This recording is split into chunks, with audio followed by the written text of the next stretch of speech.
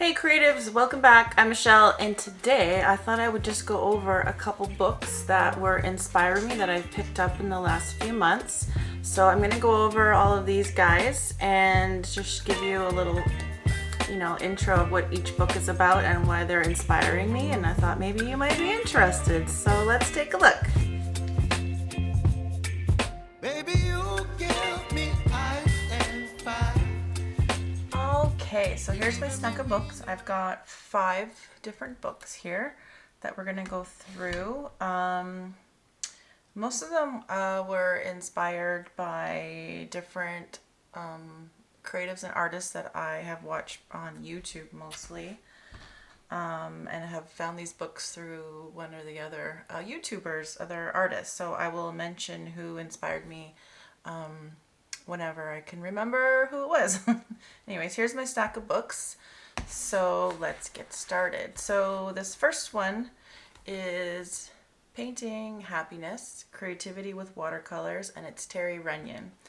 Now, I've seen her on Instagram. I have found her through various YouTube channels and podcasts that have mentioned her. And I just absolutely love her whimsical way that she does her illustrations. As you know, it's something that I'm trying to really work on, is getting away from really realistic drawing and trying to get into more expressive, abstract, creative ways of illustrating and painting. So this was really an inspiring book that I came across. Well, I've had my eye on her for a while, but this book is great. It talks about everything to do with like colors. She does like painting blobs and then making them into different like animals and people, which I think is so creative to just, absently do like these blobs and then make them into really cute little designs where you don't think about what it's going to be when you start making the artwork. You just see where your mind takes you and then make something creative out of a shape. So really using your imagination to make these things. I just like the way that she really just lets go and makes, puts the paint down and lets it flow and lets it be imperfect, but it's so cute and creative at the same time. Even though, the shapes aren't necessarily realistic, you still absolutely know what animal or creature or flower that it's supposed to be. And I really like the way that she will take, just some blobs, make it into an animal, and then do mark making on top of it. Because I don't know if you've seen any past videos, but I've been really inspired by laying down some solid colors and then, experimenting with different kind of mark making on top of it, because I really love how it gives more like texture and interest to an illustration. So that's why I'm really inspired to go through and look at this book. I love the way that she does like dogs and cats.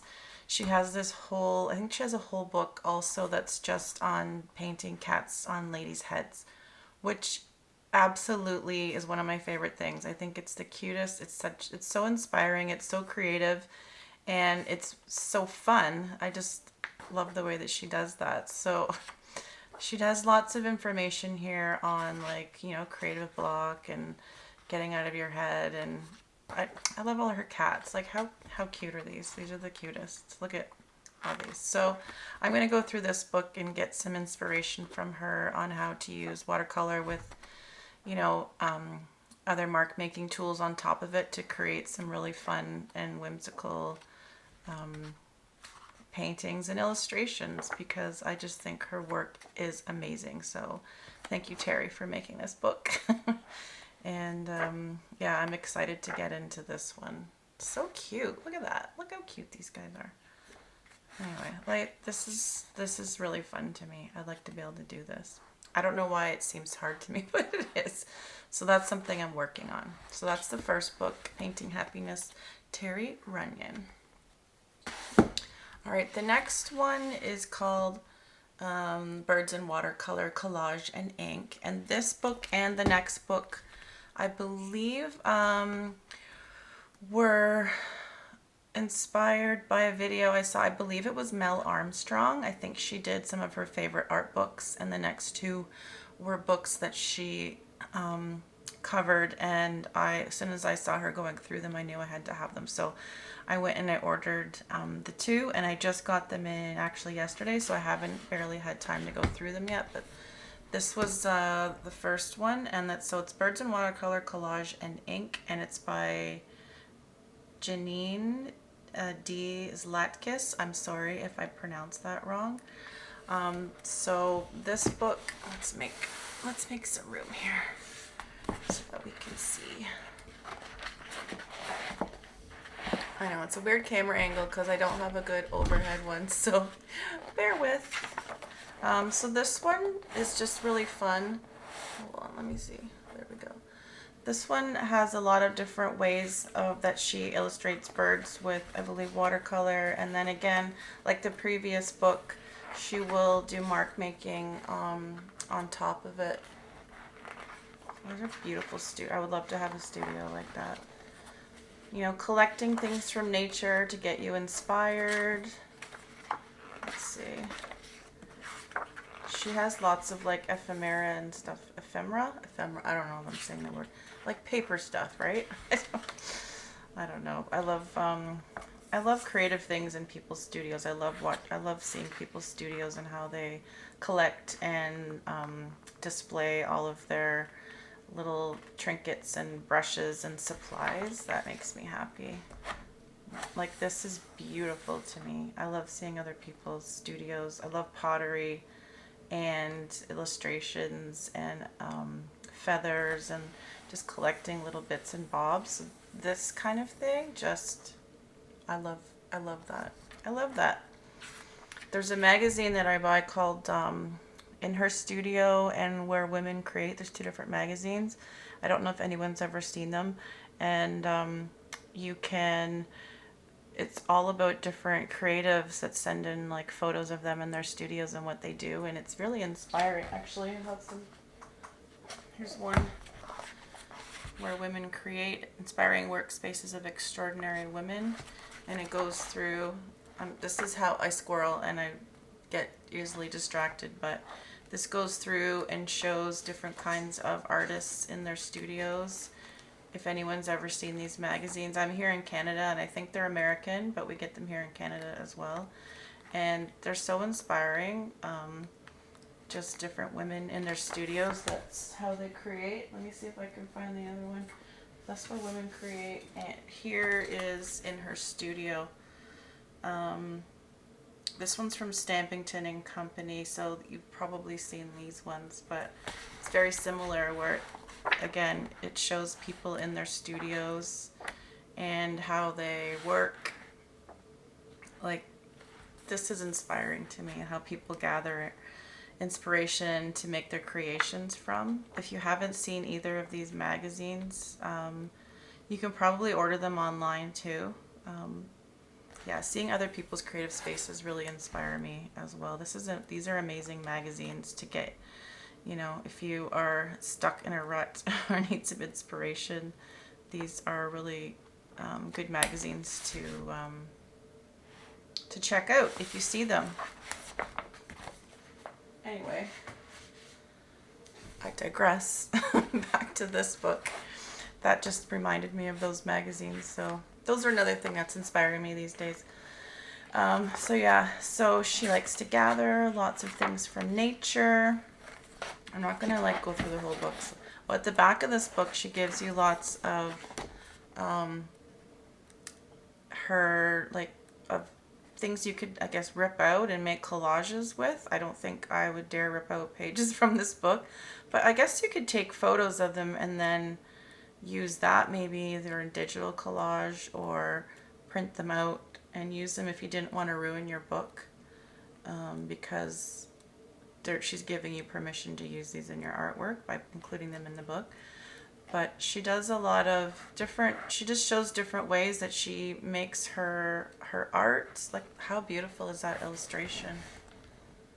It's gorgeous. I love to make things like that, but include like women and animals and you know, just lots of beautiful inspiration and motifs. So this one I liked because she shows lots of different and simple ways of just creating texture in her artwork, and different ways of mixing media and collage, which can be inspiring. This is a seagull she took from this photo, and then she shows the process of how she turns it into her final piece of work, which I think is pretty cool. And then different ways of like making birds and creating birds, because I love birds. Birds, animals, and kind of like women are things that inspire me. I like all the different ways that she's created textures and just background mark making and designs. So that's really fun. Anyways, I really like this book. I liked her process. Her illustrations and paintings are absolutely beautiful. So this was a great book that inspired me. So I thought, great to have in my collection. So that one is one that you might want to check out. I just love this kind of artwork here, where it's got some detail, but it's got a lot of like whimsy, fantasy, texture, mark making, like everything mixed together. So fun. I love it. Anyway, there's a quick look at that book. I don't want to make this video too long. We'll continue on. So this was one of the first ones. I believe it was Mel Armstrong. I will put it on screen if it wasn't, if it was someone else, but I believe it was her video of some of her favorite books. So it was this one and then the previous one. This was the first one she was talking about, and this one just got my attention. I love like Scandinavian folk art motifs. And I'm drawn to these kind of mark making, these kind of motifs and illustrations, like the simplicity of it and the color in these works. So this was one that as soon as I saw it, like even the inside cover is gorgeous. I love these kind of, you know, folksy Scandinavian motifs. So this one's called Imagine a Forest by Dinara Mirtalipova. I'm so sorry if I got that wrong. Dinara Mirtalipova. Anyways, beautiful, beautiful book. And this, like, there's design on every page. You can't not be inspired by this book. Let me see if I can get it in the shot for you. There's lots of interesting stuff to read in here besides her artwork. There's some great tips and tricks. And then so she has different sections. So the first one's flowers, foliage, and insects.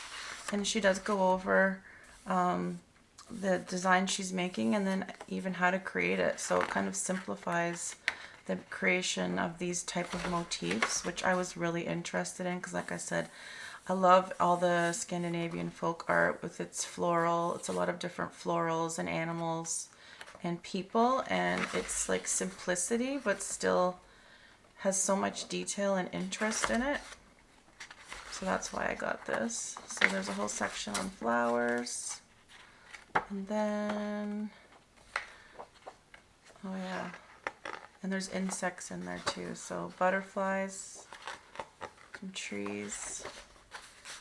I might be going backwards, but I am right-handed and now I'm going the opposite direction. So look at this beautiful bug pattern. Like, who knew bugs could be so cute? So then the next section will be birds and animals. So again, a few more beautiful illustrations. And then, oh, here's some cats. I actually did one of these recently. I'll put it, I think it's on my Instagram, where I did a watercolor of a cat. And then I went in digitally and added some kind of like folky line work to the illustration and made like kind of a blue and white effect. And it turned out really cute. I'm going to do a video down the road, I think, of how I use Procreate and all the work that I've done on Procreate, because that's not something I've really showed yet to this point, to this part. So look, there's even chickens, horses. I don't know why I haven't done more horses, because horses are actually my favorite animal, and I don't know if I'm just afraid to muck it up or not do them justice, so I haven't even attempted horses yet, but this is inspiring me to try some maybe folky type horses. There's a cute bear. Lions. Look at it's just a little decoration in his mane. It's so simple, but really cute. Oh, here we get into fairy tales and mythical creatures. And I don't want to, like I said, take too much time, but look, some of this detail is just, it's beautiful. I love it, if you can see that. I know my camera skills are not the best, guys. I'm really sorry, but I'm working on it. I'm new to this. I'm learning as I go, like we do for everything. But look how much fun. So fairy tales, castles, people, like beautiful birds, some exotic people and animals. I mean, is this book not inspiring? Maybe, I don't know if it's not your style of artwork, but I think everybody can take a little bit from this, no matter what style of art that you do. There's even dragons in here. Come on now. Oh, here's people in houses at the end. So that's one thing I'm interested in, is doing more people, but in a abstract kind of way, because I really have to fight the urge to make them look realistic. This is so simple, just stuff from around the house, some simple illustrations. This is stuff I need to practice on. And look, even how to paint eggs. How cute is that? I guess you can take those little wooden eggs from the craft store. And she shows you how to step by step create some of that. There's even letters, some more patterns. Anyway, this is a gorgeous book with beautiful patterns, very inspiring. I can't wait to like go through this a little bit more, but beautiful book. This is one that I got, actually I got both of these at the same time, so they're kind of the same but different. I'll go through them both. But these were both ones that were inspiring me to do more like abstract expressionist painting, because it was something I was having a really hard time with, is making like abstract paintings, but making them actually look pleasing to the eye and not just like a bunch of garbage on a page. That's how I felt. Like most of them, I couldn't even look at them myself, let alone show anybody. So I bought both of these books to try to help me work with like layered painting. It's just something I struggle with. So this is me trying to grow as an artist. So I'll go through both of them kind of quickly. So this is Paint, Play, Explore, Expressive Mark Making Techniques in Mixed Media, and it's by Ray Missigman. Missigman? I don't know. I'm sorry, Ray, if again, bad with the names. But it's a fun book. And this one, she really just goes through a lot of, let's see, I can do this without showing every single page.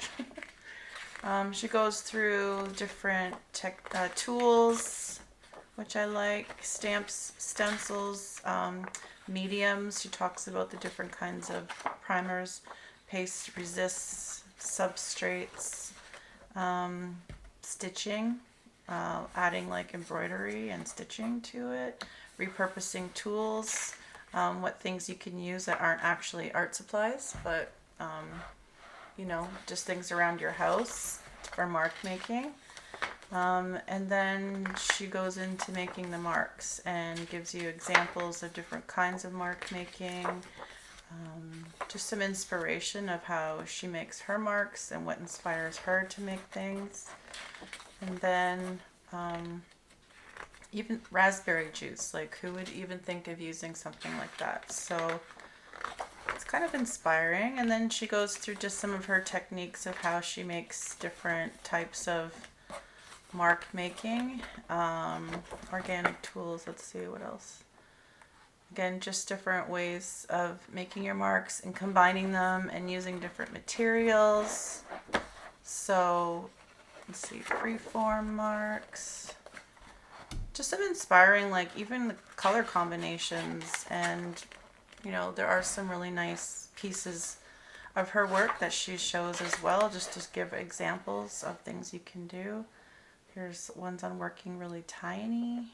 There's a nice picture that shows some of her, there's some French knots, looks like, on her piece of art, which is fun. I think adding fabric with paint is really fun, because I took fashion design, one of my courses back in college. So I used to sew a lot and create a lot with fabric and textiles. So I'm very interested in, art combined with textiles and sewing, because that's all my backgrounds kind of mixed together. So I think that's fun, maybe someday, to explore some, using fabric and embroidery in my artwork. I think that would be a great combination. And then she talks about working on giant canvases. First she talked about the small ones, now she's talking about big ones. Anyways, just lots of inspiration and techniques for creating abstract expressionist art pieces. So I'm excited to dive into that one as well. Fun book. And then last but not least, this is Flora Bowley. I love Flora Bowley. When I found her on YouTube, I was just so inspired by this woman. I love her, the spirituality that she brings to her craft and her creativity with using music, and just being very mindful of herself, her body, her space, and the way that she uses movement and music to let herself create her pieces. So I don't know, she's just someone that I really connected with online, and when I saw she had this book, of course I had to grab it. So this is by Flora Bowley and her friend Lindsay Lanks. It's called Fresh Paint, Discover Your Unique Creative Style Through 100 Small Mixed Media Paintings. Now Flora does like really large, abstract, intuitive, expressionist canvases usually. And she does have some courses and memberships, I believe, and stuff online that I am interested in. But this was one of the first books I actually bought because she inspired me so much. So let's take a look at this one. Fresh Paint.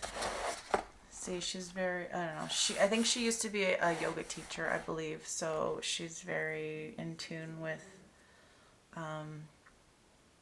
all things kind of spiritual, and you're in doing inner work and things like that, which I'm also very interested in. So just the combination of art and creativity, and that is what really I think draws me to her. So anyways, so let's see. She talks, there's lots of introduction. You can read about her and her work, the philosophy. She talks about the 8 ingredients for finding your style, which will help you kind of pinpoint what works for you. And you can see, like, she lights candles and incense. She like listens to her body and settles in, and becomes like in the moment with her artwork, which is how she lets her intuitiveness, I think, come through in her art, in her pieces. So it talks about how to use the book. There's lots of reading you can do just to kind of get set up, preparing your workspace, your paper. See, she talks about meditation ahead of time, because she believes, like it says, that consciously quieting the mind is an essential part of connecting to your inner landscape. So I just like the mindfulness part of of connecting that to creativity and your art. So again, a lot of stuff to think about when, like, before you make your art that she talks about. And then she gets into different ways of creating different layers, of layering over your art, what kind of materials to use, different medias to use. Here's a student gallery of some of her past students' work, so that kind of gives you a little inspiration of what people are learning from her. She talks about gathering inspiration from your external landscape, so going outside and picking up things that will inspire you, going outside to draw, do some mark making, some quick sketches, scavenger hunt, the world around you, how you can use that as inspiration, which I really liked. And then expanding your materials that you use, writing with your art, stamping with vegetables. I mean, that's pretty fun too. You can carve out your own stamps to make your marks. Some examples of some of the work she creates. So you can see how much different,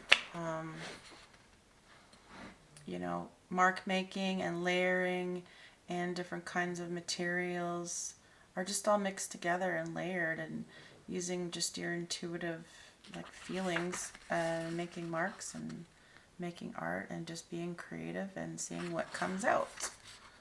Here's some more beautiful examples of student work. It's an e-course, I guess she has, called Fresh Paint. So this is a book that maybe is based on that course. And here's some examples of students' artwork that they've created after taking the course. And I just think they're beautiful, very inspiring. Again, a lot of prompting, a lot of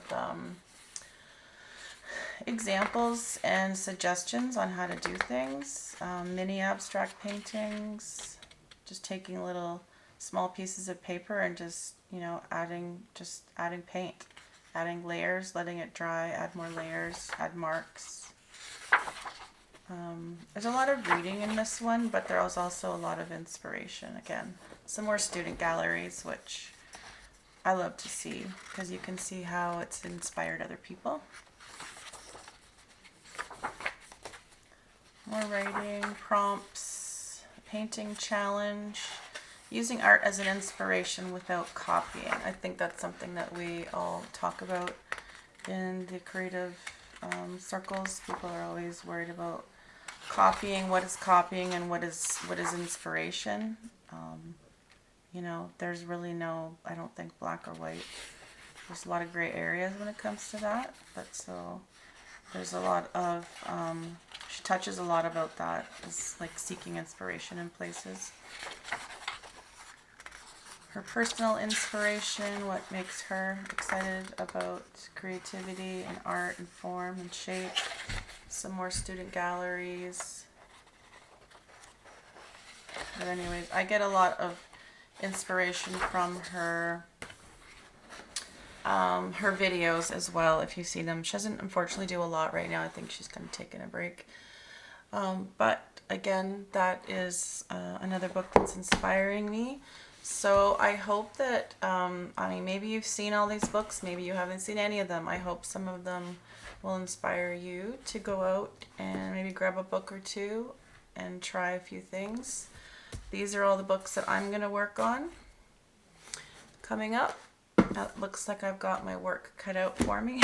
So I will try to I'll list all these books below. I don't know if I can link them or not, but I'll see. Hopefully that gave you some inspiration as well. So I hope you found that interesting. Just a couple of the books that I have picked up recently that were really inspiring to me, that I thought would be great to, get me working in my sketchbook and just get the creativity flowing and get me out of my comfort zone. And I did pick up this little sketchbook here as well. You can see what it is. It's just a cheapie from Michael's, just an Artist Loft sketchbook. It's only 110 sheets, 75 pound, but I thought it would be good just to get me to have one book where I could go in and do all of the creative things.